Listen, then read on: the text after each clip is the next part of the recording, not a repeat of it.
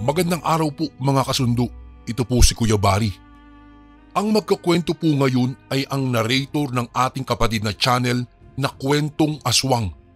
Naririto po si Kuya Chris at simulan na po natin ang kwento. Magandang araw Kuya Bari. Ganoon din sa mga kasundo na walang sawang nakikinig sa inyong YouTube channel. Ako nga po pala si Reggie. Hindi ko po tunay na pangalan. Ang kwentong ibabahagi ko sa inyo ngayon ay may kinalaman sa malagkit na laway ng isang aswang. Nang lumukob ang dilim sa paligid, agad akong nagligpit ng aking mga sinampay sa labas. Hindi pa man ako tuluyang nakakapasok sa pintuan ng aking bahay, nakarinig ako ng ingay ng sasakyang may prenong umaawit sa gitna ng tahimik na takip-silim. Huminto ang sasakyang yaon sa isang malaking bahay na kalapit lamang ng kinatitirikan ng aking bahay. Matagal na ring walang nakatira doon hanggang sa dumating ang bagong lipat. Medyo natuwa ako nung una dahil sa wakas ay may kapitbahay na ako. Pinagmasdan ko ang kotse hanggang sa nagbukas ang pintuan nito at iniluwa ang isang babaeng maputi. May maamong muka at mahaba-haba ang buhok. Sa madaling salita, sobrang ganda ng babaeng yon. Para bang walang kahit na anong kapintasan ng mababakas sa kanyang panlabas na anyo. Umaasa ako na kasing ganda ng kanyang muka ang kanyang pag-uugali. Dahan-dahan siyang lumingon patungo sa aking direksyon. Ngumiti naman ako at kumaway habang hawak ng isa kong kamay ang mga damit na kinuha ko sa sampayan. Kumaway ako sa babae bilang pagpapaunlak sa kanyang pagtanaw. Subalit agad niyang inilihis ang kanyang tingin. Napalunok na lamang ako ng laway sapagkat hindi niya man lang ako pinansin. Medyo nakaramdam ako ng pagkahiya sapagkat minalditahan ako ng babaeng yon. Gayunpaman, ipinagkibit balikat ko na lamang yon at napagpasyahan kong ipagpatuloy na lamang ang aking pagpasok sa loob ng bahay. Hindi rin nagtagal ay tuluyan na ngang bumagsik ang gabi sa paligid. Wala na akong maapuhap na liwanag na nagmumula sa araw. Habang kumakain ako ng hapunan, ay hindi ko maiwasang mapatingin sa labas ng bintana. Sa bahagi kasing yon, ay natatanaw ko ang bintana ng aking kapitbahay. Nakapagtataka lamang na wala akong maapuhap na liwanag mula sa kanyang bahay. Nang sandaling yon, inisip ko na lamang na marahil ay maagang natulog ang magandang babae. Dahil sa palagay ko ay malayo ang pinanggalingan niya. Siguro ay napagod siya sa biyahe. Hindi ko din maiwasan ng humanga sa kanya dahil kababae niyang tao pero nagagawa niyang manirahan sa malaking bahay na iyon ng mag-isa lamang. Itinigil ko ang aking pagkain at nagtungo ako malapit sa bintanang malapit sa akin. Mula sa kurtina ay nagtago ako at pasimpleng sinisipat ang babae sa kanyang bahay. Pero sa tagal ng aking pagmamasid ay hindi ko man lang naapuhap ang babae. Maski nga ang anino nito ay hindi ko naaaninag ng gabing yon. Nagpasya na lamang akong matulog at isinarado ko ng maigi ang mga bintana at pintuan ng bahay. Sa kalagitnaan ng aking pag-idlip ay naalimpungatan ako matapos kong makarinig ng mga kakaibang yabag sa bubungan ng aking bahay. Naising ko mang matulog na lang pero napilitan akong bumangon matapos na magsagit-sitan ang mga yero sa itaas. Wari bang may kakaibang nilalang ang sinusubok na sirain ang bubong ng bahay.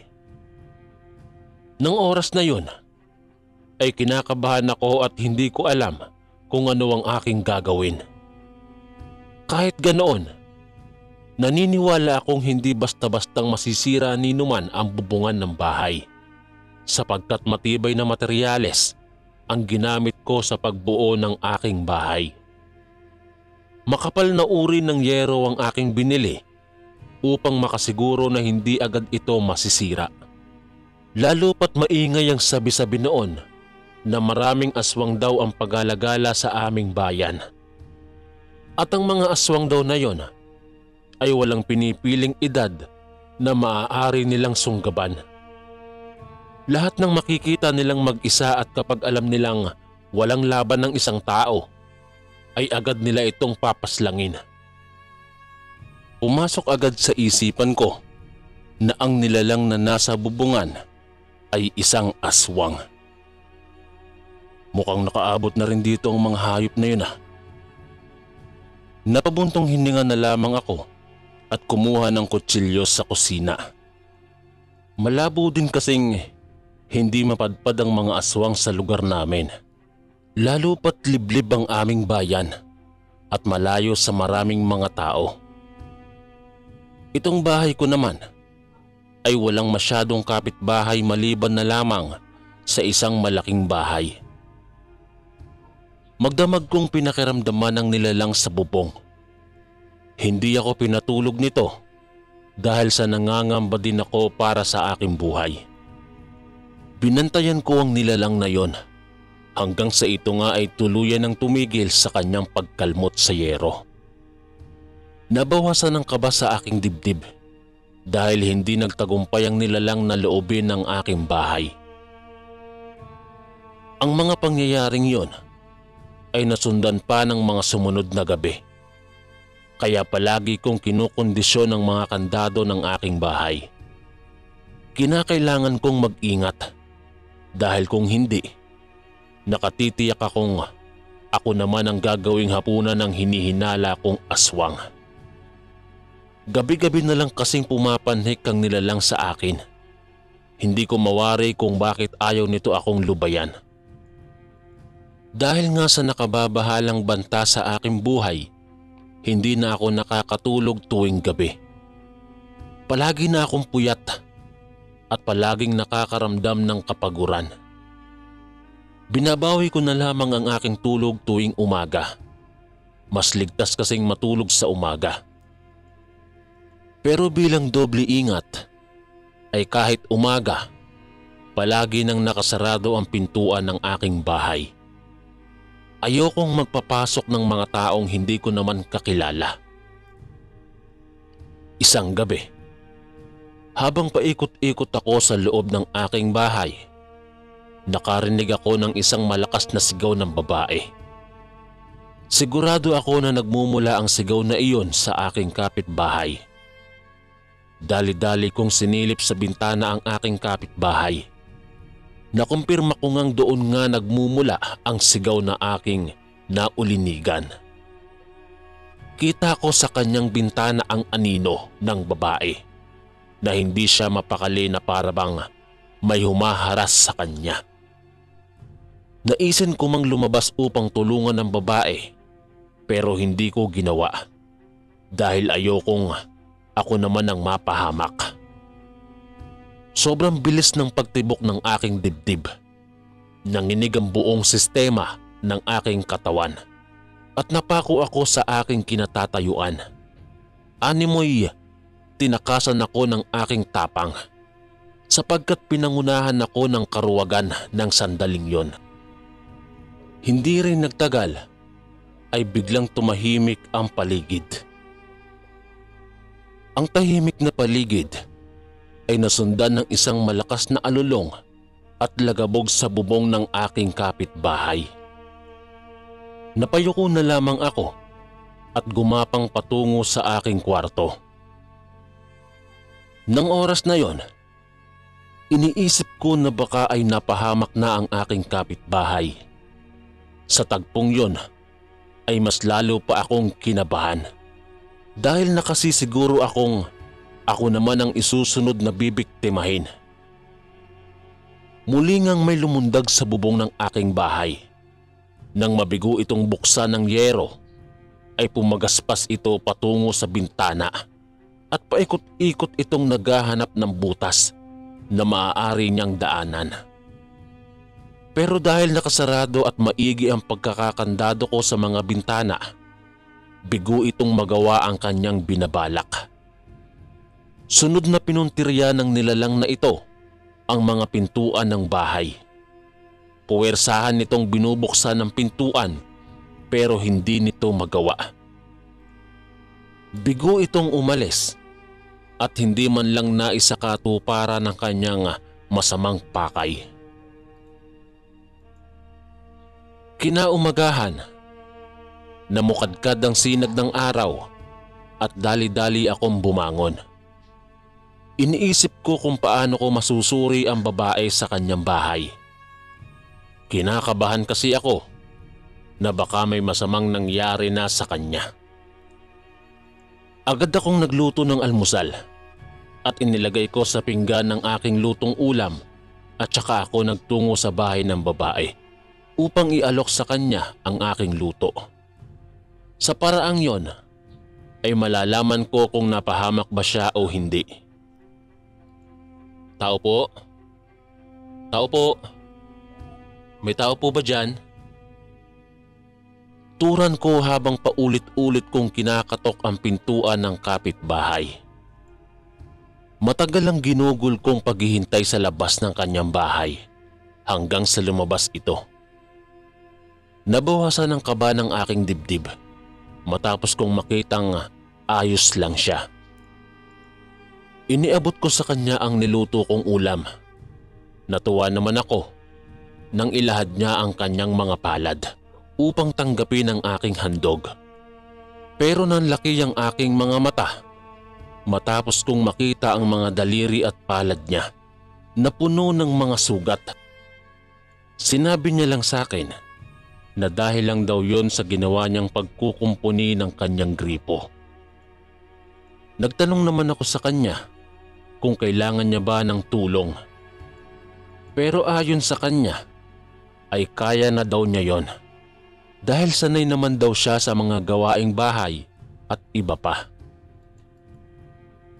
Nitong mga nakaraang gabi, wala ka bang napapansing kakaiba sa paligid? Wala ka bang naririnig na mga kakaibang ingay? Mga nakakatakot na tunog, alulong ng aso at mga yabag sa bubungan? Tanong ko, sapagkat nababakas ko sa kanyang mukha na walang takot siyang nararamdaman. Para bang baliwala lamang sa kanya ang lahat ng mga nakakapanghilakbot na nangyayari tuwing gabi. Naiisip ko tuloy na siguro nga'y ako lamang ang pinupuntirya ng aswang tuwing gabi. Imbis na sagutin, ay sinaraduhan lamang ako nito ng pintuan. Napataas na lang ako ng aking balikat, kasabay sa pag-ismid ng aking labi. Bumalik na lamang ako sa aking bahay, ngunit nang akma na akong papasok sa pinto, may nahawakan akong malagkit na likido sa doorknob. Mula sa pagkakatikom ng aking palad, ay dahan-dahan kong ibinuka ang aking mga palad. Sobrang lagkit ng likido at nang amuyin ko ito, ay halos maduwal ako sa lansa ng amoy. Wari bang umamoy ako sa pinaghalo-halong dumi ng hayop at tao? Mabilis akong tumakbo sa likod ng aking bahay. Tinungo ko doon ng gripo upang hugasan ang aking kamay. Nakita ko rin sa mga bintana na nagkalat ng mga laway. Ang iba ay nasa pader at dahan-dahang bumabagsak pa ibaba sa lupa. Laway ng aswang. Nakatitiyak akong galing yan sa aswang na umaali-aligid sa bahay ko. Sambit ko sa aking sarili. Pinasiritan ko ng tubig ang mga bahaging mayroong laway at pagkatapos ay kinuskus ko ng brush. Naisipan kong mamalengke muna dahil naubusan na ako ng imbak na pagkain. Sa sobrang layo ng bahay ko sa palengke ay hindi ko na malayang Inabutan na pala ako ng gabi sa daan. Maya-maya lamang ay nakarinig ako ng malakas na pagaspas na nakasunod sa akin. Habang nagmamaneho ay napatingala ako sa kaulapan upang tingnan kung anong nilalang ang aking narinig. Nagulat ako at kamuntikan pa akong maaksidente. Nawalan kasi ako ng balanse dahil sa labis na gulat. Mabuti na lamang at nagawa ko pa ring kontrolin ang aking motor. Ibon ba yun? Ang laki naman yata. Sambit la ako at mas pinaharurot ko pa ang aking motor. At maya-maya lamang ay may laway na pumatak sa aking muka. Pahiwatig lamang na nakasunod sa akin ang nilalang na yun. Sa hindi inaasahang pangyayari, biglang pumalya ang sinasakyan kong motor. Kung kailan ay malapit na akong makarating sa bahay ko, tsaka pa ako nawala ng gasolina. Nawaglit ang ilaw ng aking motor at agad-agad ko itong itinigil at pakapa-kapa na lamang akong tumakbo patungo sa aking bahay. Dahil mas malapit ang bahay ng aking kapitbahay, kinatok ko ito pero hindi niya ako pinagbubuksan. Tila ba walang tao sa loob ng kanyang bahay. Tumakbo na lang ako patungo sa aking bahay. Sa hindi inaasahang tagpo, naihulog ko pa ang susi. Sa sobrang dilim may pakapakong pinulot ang susi, pero hindi ko kaagad nadakma. Ang malakas na pagaspas ng nilalang ay mas humina pa. Nangangahulugan lamang na malapit na ito sa aking kinaroroonan. Bago pa man ito makasunggab sa akin, maswerte ako dahil nakapako kaagad ang susi. Dali-dali kong binuksan ang pinto at agad ko ring isinarado. Lumagabog ang aswang sa pintuan dahil hindi ito nakapasok. Umaangos ito sa labas at paulit-ulit nitong binubunggo ang pintuan ng aking bahay. Mabuti na lamang at matibay ang pinto kaya hindi nasisira. Dali-dali akong tumakbo sa pangalawang palapag ng aking bahay. Baka kasi ay may nakaligtaan akong isaradong bintana. Pagkaakyat ko galing ng hagdanan ay agad na bumungad sa akin ang aswang na nakadapo sa nakabukas kong bintana. Nakabungis-ngis ito, kaya tanaw na tanaw ko ang matatalas nitong pangil na mayroong mga laway na nagsisipag-unahan sa pagtulo. Kitang-kita ko rin ang nansisindak ang mga mata nitong pulang-pula. Wari bang uling na nagbabaga ang mga mata nito. Ang kanyang mga buhok naman ay mahahaba. Kapansin-pansin din ng mga nakakakilabot niyang daliri na taglay-taglay ang matatalas na kuko. Parang tuyong puno ang kulay at figura ng kanyang balat. Noong una ay inisip kong isa siyang manananggal dahil nga sa nakakalipad ito at may pakpak na kahalintulad ng sa paniki. Pero nang makita ko ang mababagsik niyang binti, nabatid kong ibang uri ng aswang yon. Patakbo akong bumalik sa ibaba ng bahay. Nagtungo ako sa kusina upang kuhanin ang isang itak. Pagkatapos kong makuha ang itak, ay iwinasiwas ko yon at marahan akong humakbang patungo sa kinaroroonan ng aswang. Kung hindi kasi ako lalaban, ay gabi-gabi ako nitong bubulabugin. Napasigaw na lamang ako nang biglang may lumundag mula sa aking likuran. Nakalmot nito ang aking likod na ikinatastas pa ng aking damit.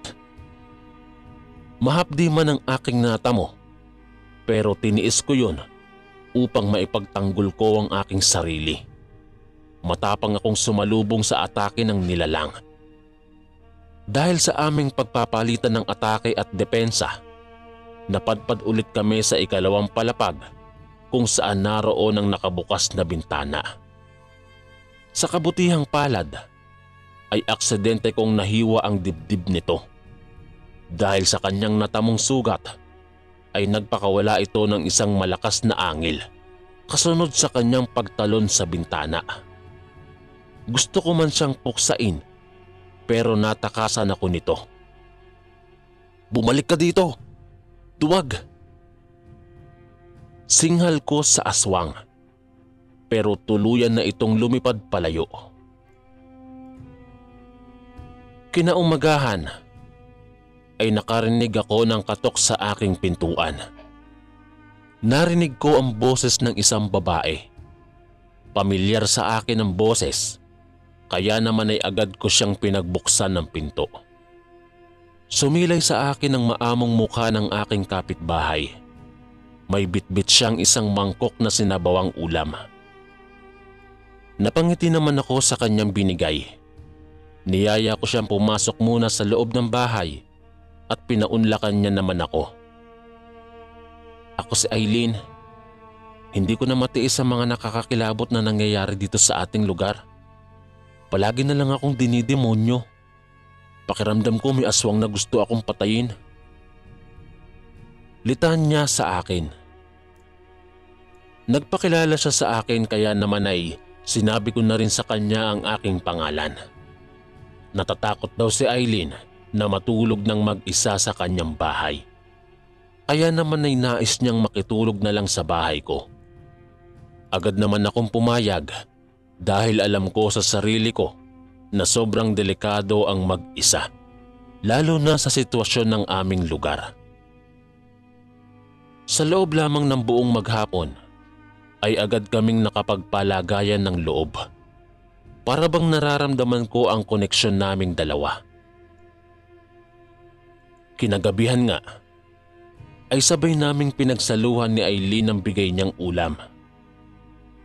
Pansin ko sa sabaw ng ulam na sobrang lagkit nito.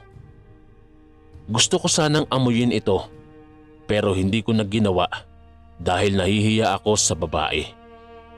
Ayokong isipin niya na sobrang arte ko.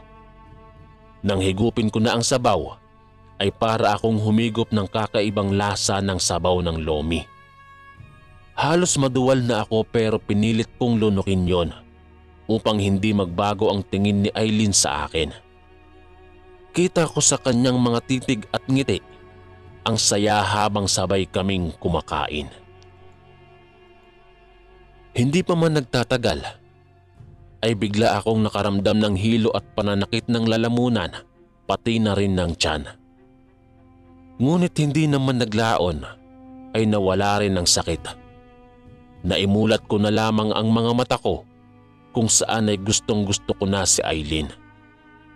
Mas lalo akong nabighani sa kanya. Parang may kakaibang ritual ang meron sa laway na yon. Kung kaya't agad kong nagustuhan ng lubos ang dalaga. Naging mas kaakit-akit siya sa paningin ko. Kung kaya naman ay humantong sa halikan ang aming titigan. Ang mapuso kong halik ay marahang bumaba sa kanyang liig patungo sa kanyang dibdib. Bigla na lamang na bumalik sa tamang pag-iisip ang aking isipan nang makita ko sa dibdib ni Eileen ng hiwa. Nanariwa ulit sa aking alaala ang tagpo kagabi na kung saan ay nahiwa ko sa dibdib ang aswang. Lumakas ang kutob ko na si Eileen at ang aswang ay iisa. Pansin ko rin po kasi na simula nang lumipat siya sa malaking bahay ay doon na rin po nag-umpisa ang kalbaryo ng aking buhay. Dahan-dahan kong iniangat ang aking tingin sa kanyang muka. Kitang-kita ko kung paano nawaglit ang magandang wangis ni Eileen. Kahalili ang pagkakaroon niya ng hindi kaaya-ayang itsura. Naitulak ko siya kaagad pero sobrang lakas ng pagkakahawak niya sa aking balikat. Sumigaw ito ng sobrang lakas na ikinatalsik ng kanyang mga malalapot na laway sa kabuuan ng aking muka. Sinunggaban nito ang aking liig pero mabuti na lamang ay naipangsalag ko ang mangkok.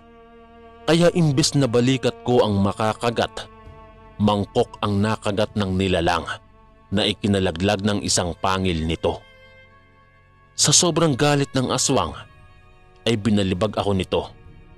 Tumilapon ako sa lumang aparador na ikinasira noon.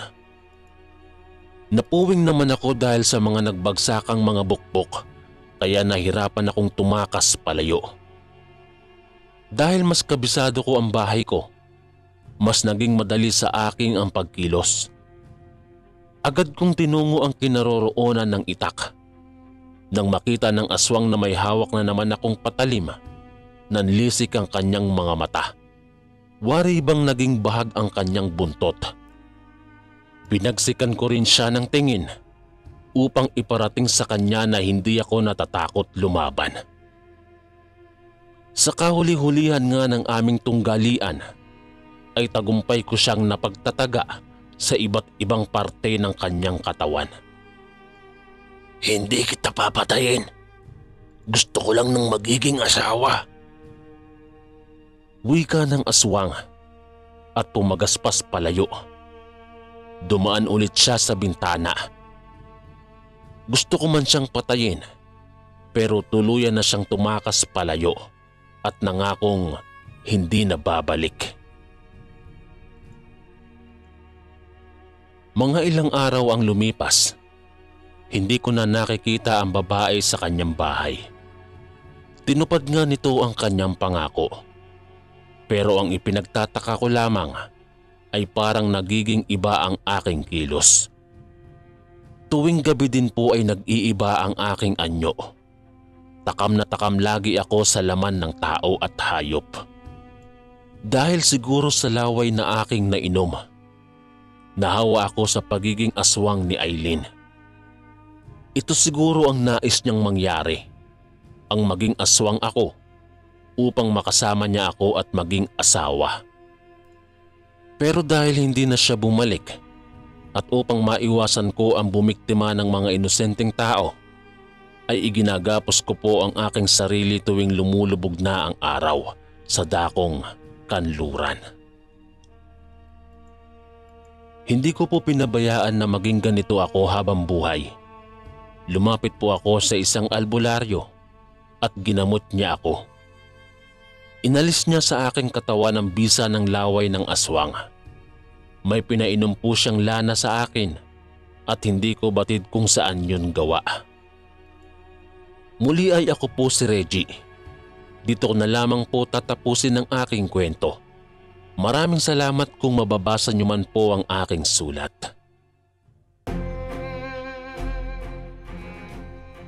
And again, maraming salamat po mga kasundo. Don't forget to subscribe and i-click nyo lang po yung bell na button para updated po kayo sa mga upcoming videos namin na paparating.